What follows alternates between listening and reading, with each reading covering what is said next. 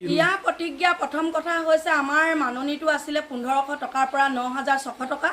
500 টকা এটা দি মানে আমাক টুপি পিন্ধাবলৈ নালাগে মুখ্যমন্ত্ৰী ডাঙৰীয়াই কেলে মুখ্যমন্ত্ৰী ডাঙৰীয়াক আমি আজি 20 বছৰে ৰন্ধন কৰ্মীসকলে কাম কৰি আহিছে তেওঁ এতিয়া কৈছে ৰন্ধন কৰ্মীসকলে চৰকাৰী মানুহ তেওঁ কৈছে যে আন্দোলন কৰিবলৈ ওলাই আহিলে মানে কাবাক চাই ল'ব তেওঁ কৈছে যে ৰান্ধনীসকলৰ কিছুমানৰ চাকৰি যাব আন্দোলন কৰিবলৈ আহিলে গতিকে আমাক ৰঙা চকু দি ভয় খুৱাব নালাগে আপোনাক আমি আহ্বান জনাইছো মুখ্যমন্ত্ৰী ডাঙৰীয়া আপোনাৰ মাজত এবাৰ আমাৰ যুঁজ হ'ব কেলে আমি 500 টকা আশা কৰা নাছিলো আমি 500 টকা আশা কৰা নাছিলো আমি আমাক কমসে কম 4000 টকা দিয়ক আমাক 4000 নিদিয়ে 3000 দিয়ক আমাক 9000 টকা দিব নালাগে আপুনি আমাক 4000 টকা দিয়ক ইমান ভাল ভাল আঁচনি ওলাইছে কোটি কোটি টকা আপুনি আঁচনি উলিয়াইছে কিন্তু ৰন্ধন কৰ্মীসকলক আপুনি কি কৰিছে 500 টকা দি মানে কণা হাঁহক পতান দিব বিচাৰিছে গতিকে আমি কণা হাঁহ মুখ্যমন্ত্ৰী আমাক পতান দিছে 500 টকা দি গতিকে তেনুকা 500 টকা আমাক নালাগে আপুনি আমাৰ হে 500 টকাটো উভতাই নিয়ক আপুনি 500 টকাটো কি কৰিছে কেবিনেটত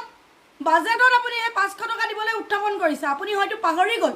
আজি 4 বছৰ আগত যেতিয়া মাননীয় প্ৰাক্তন মুখ্যমন্ত্ৰী আপোনাৰ সৰ্বানন্দ দিনত আপুনি কি কৰিছিলে কেবিনেটত উত্থাপন নকৰাকে ৰন্ধন কৰ্মীসকলৰ 500 টকা আপুনি বঢ়াই দিছিলে আপুনি কৈছিলে যে এনজিও কোনো কাৰণতে নাহে আমি এনজিও কথাটো বাদে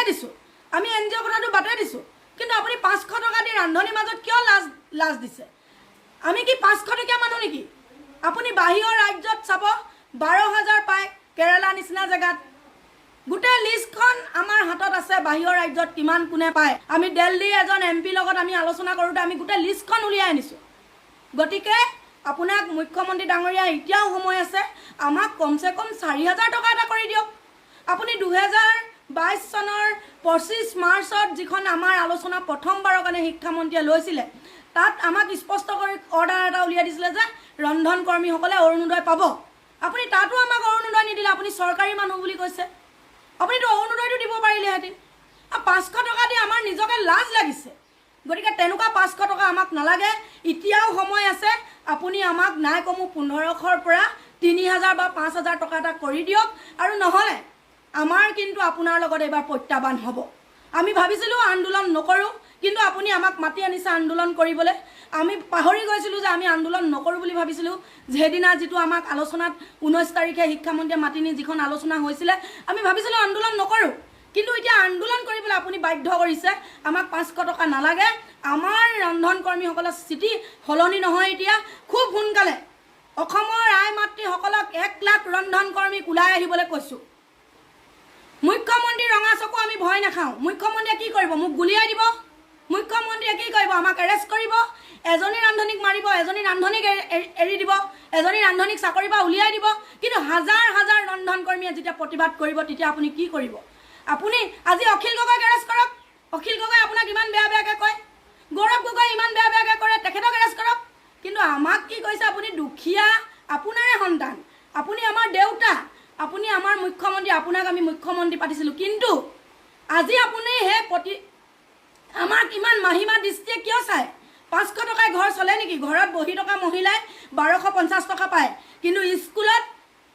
স্কুলত কাম কৰি একেবাৰে ডাঙৰ কেৰাহী ডাঙৰ মানুহ ৰন্ধন কৰ্মীসকলে মাত্ৰ 2000 টকা বা 500 টকাৰ যোগ্য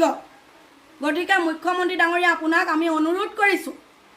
আপুনি এই 500 টকাটো ঘূৰাই লওক নহলে আমাক 4000 মান টকা কৰি দিয়ক আৰু যদি কৰি নিদিয়ে আমি স্পষ্টভাৱে কৈছো জুলাই মাহটো আমাৰ আন্দোলনৰ কাৰ্যসূচী হ'ব জুলাই মাহটো আমি আন্দোলনৰ নামত আমি ঘোষণা কৰিছো প্ৰতিজনী ৰন্ধন কৰ্মী 3, 4, 7 তাৰিখৰ ভিতৰত ওলাই আহিবলৈ মই কৈছো আহ্বান জনাইছো সকলো দল সংগঠনক ওলাই আহিবলৈ আহ্বান জনাইছো ৰন্ধন কৰ্মী যত ভাগ হৈ আছে সকলো ৰন্ধন কৰ্মী ওলাই আহিব গুৱাহাটী এবাৰ কুলা কাপোৰে মুখ ঢাকি আমি বন্ধ কৰি দিম 1 লাখ ৰন্ধন কৰ্মী ওলাই আহিব গতিকে আমি 500 টকাৰ মহিলা নহয় আমাৰ গাত জয়মতী তেজ আছে আপোনাক আকৌ কৈছো শিৱাসাগৰৰ জিয়াৰী তেজ আছে গাত গতিকে ৰন্ধন কৰ্মীয়ে কেতিয়া হাৰ নামাৰে আমাক 9600 টকা লাগিব আপুনি যদি 9600 টকা দিব নোৱাৰে 500 টকা